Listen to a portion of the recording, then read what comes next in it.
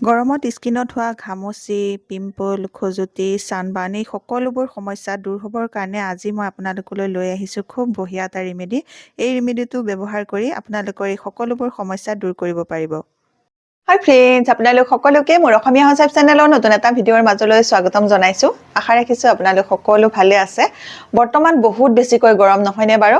এই গৰমৰ দিনত আমাৰ বহুতৰে ছালৰ বিভিন্ন ধৰণৰ সমস্যা আহে, যেনে ৰ'দে পুৰা, ছালখনৰ খজুতি হোৱা, ঘামচি হোৱা, একনি পিম্পলৰ সমস্যা অহা, স্কিনখন অইলি হৈ যোৱা, এই সকলোবোৰ সমস্যা হয়।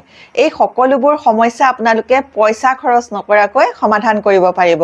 তাৰ কাৰণে আজি মই খুব বঢ়িয়া এটা আপোনালোকলৈ উপায় লৈ আহিছোঁ।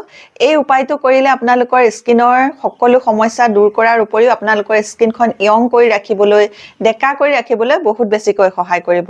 যদি বলিৰেখাৰ সমস্যা আছে, ক'লা দাগৰ সমস্যা আছে, এই ক'লা দাগৰ সমস্যা, বলিৰেখাৰ সমস্যা দূৰ কৰিবলৈ সহায় কৰিব।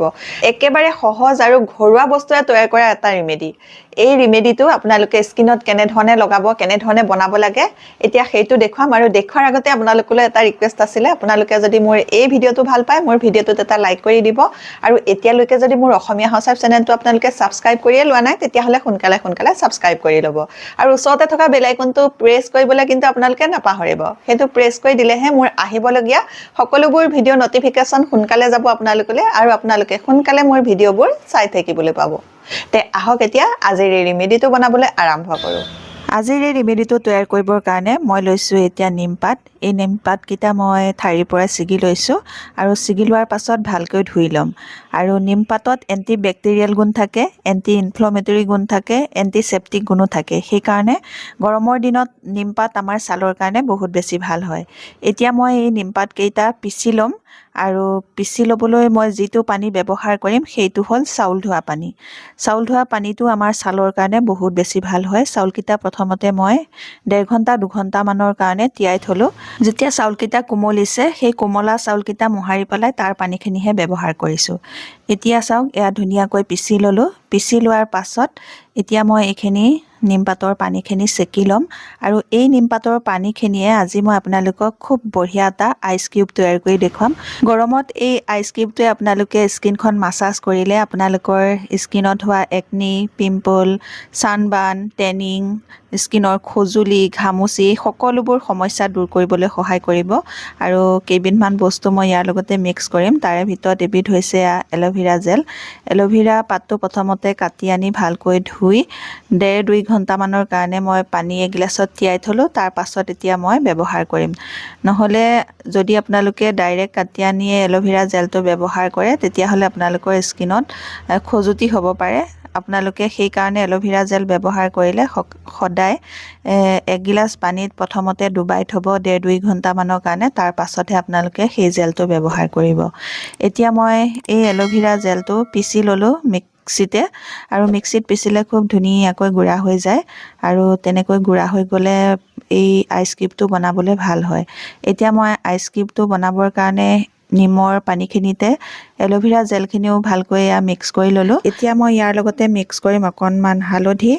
হালধি আমাৰ স্কিনখন গ্ল' কৰিবলৈ সহায় কৰিব, আৰু লগতে হালধিত এণ্টি বেক্টেৰিয়েল গুণ থাকে, যি আমাৰ স্কিনত হোৱা ইনফেকশ্যন দূৰ কৰিবলৈ সহায় কৰিব।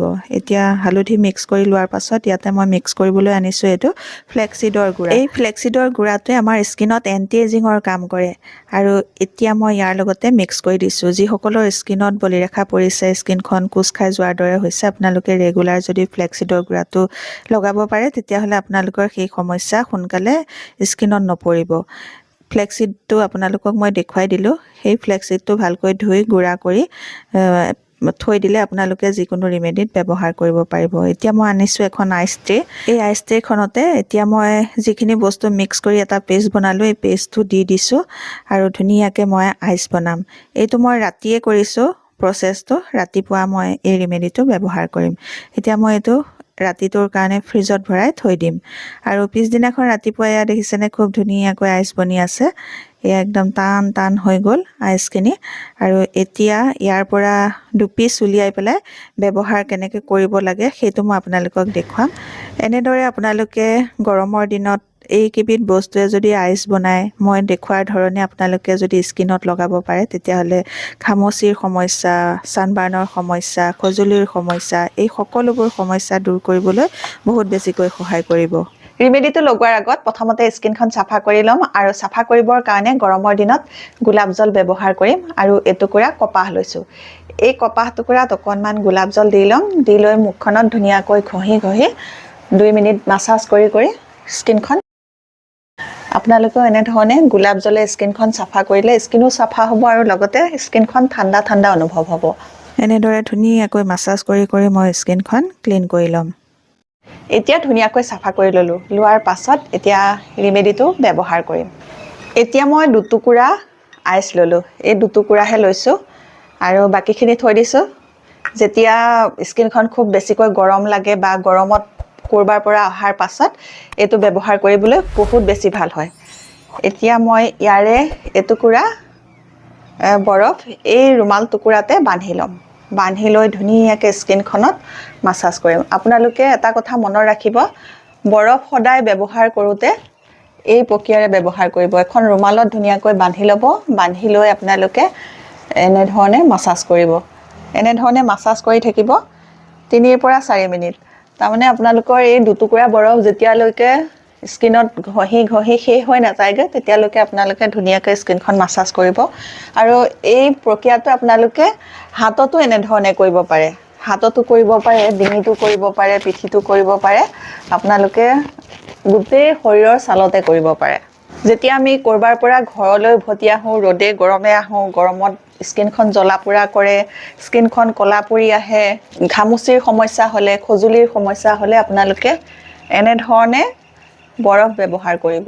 এই বৰফ টুকুৰা বনাওঁতে মই যিকেইটা বস্তু ব্যৱহাৰ কৰিছোঁ, এই গোটেইকেইটা বস্তুৱে আপোনালোকৰ ছালৰ কাৰণে বহুত ভাল কাম কৰিব। এটুকুৰা আইচ শেষ হোৱাৰ পাছত আকৌ এটুকুৰা মই এনেকৈ বান্ধি লৈছোঁ।